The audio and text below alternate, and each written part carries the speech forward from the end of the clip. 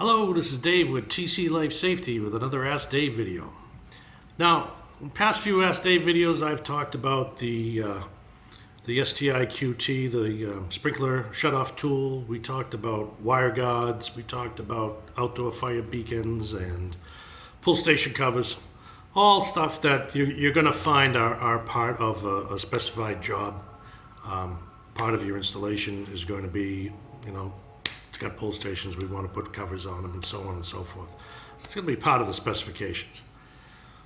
What I'd like to talk to you about today are some of the things that don't get in the specs or get forgotten about. Because they're detail pieces and they're not necessary for the fire alarm to actually be functional, but they probably going to be things that a fire marshal is going to bring up to you after the 100% test and say, okay, so you need to add these things. So I'd like to just run through 5 or 6 of those items with you. We carry here at TC Life Safety, and let you know that we got them. The first one, the one that everybody forgets about, and the ones that sometimes even the fire marshals walk by, is a breaker lock. Right? NFPA, Section 10 of NFPA, or Chapter 10 of NFPA talks about having the means of disconnect protected, which means with a lock so that nobody can go up and shut off the power to the fire alarm, as well as having it labeled. Label's got to be read, so on and so forth, and that has to do with fire or emergency communications or any combination systems thereof. The E-lock is it's a unique little design. It's just a plain old breaker lock design.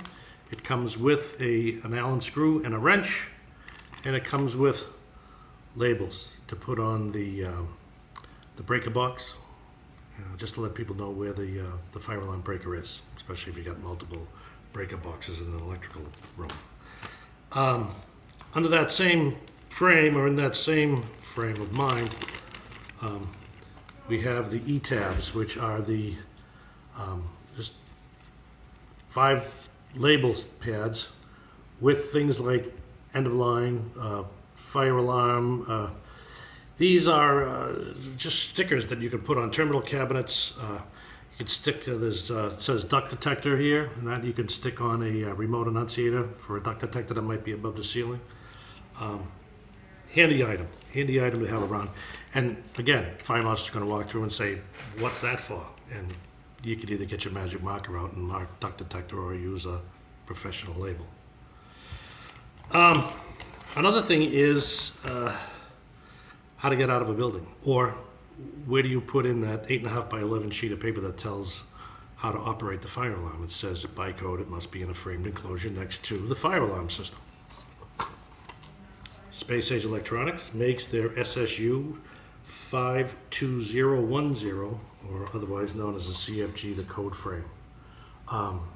It holds an 8.5 by 11 sheet of paper so that you could put in those instructions on how to use the fire alarm, or possibly a map, you are here, how to get out of the building in case of emergency.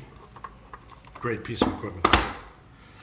Next is their inspection record frame. This is great for stuff like, like a light, what do you call it, an inspection label that goes inside of an elevator. That size piece of paper fit in one of these. You could put instructions, especially if you're with, in one of those places where there's something other than a fire alarm piece of equipment in there. You're gonna bang on the button and to talk to somebody downstairs and tell them where you are, because you're in an area of refuge and there's a fire all around you and you need to be rescued. You can put instructions in this, plain simple language. You can even put a small map in here if you need to know how to get out of the building. That's all stuff that gets forgotten about. What else that gets forgotten about is surge protection. Sometimes surge protection is required. If you look at the NEC 760 is the fire alarm code, and NEC 760, of course, refers you to a number of different places for a number of different things. And one of the things it does is it talks about wiring leaving and entering a building. And that's when the code says you have to have transient protection. That's actually Article 800. It refers you to 800. I think it's 2, 3, and 4, or 3, 4, and 5 in Article 800. But it talks about wiring entering and leaving a building and how the transient protection needs to be on that wiring. Another thing that you could be installing the control panel and have it up and running, and a thunderstorm goes by and it takes out half your control panel, and you've discovered that the grounding in the building is terrible. So you may want to add transient protection that wasn't necessarily part of the code or part of the spec, but needs to be in there. TC Life Safety carries Eclipse. We have it. And just one final one is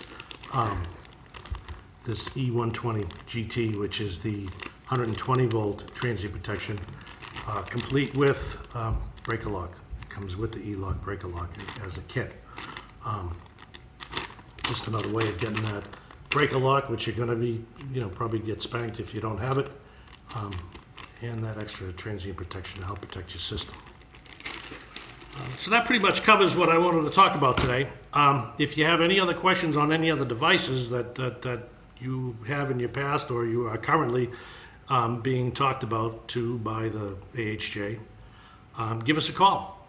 We have much more items than this on our website. You can call us at 800-837-8175 or go to www.tclifesafety.com. We got a pretty good search engine in there. You can type in what you're looking for and 9 times out of 10 find what you need. So with that, I'd like to say thank you for listening and have a life safety day. Hey, I really enjoy doing these videos and I hope you enjoy watching them. If you do, then please do me a favor and give me a thumbs up on the video. If you want to see more of our videos, then hit the subscribe button and you'll be able to log into YouTube and view more of my sage wisdom.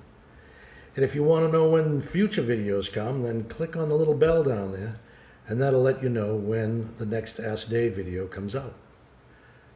We love it at TC Life Safety when you watch and when you call us and tell us you saw us on YouTube. It's a thrill, and we hope that we're giving you the information that you can use to make intelligent buying decisions. Thank you very much.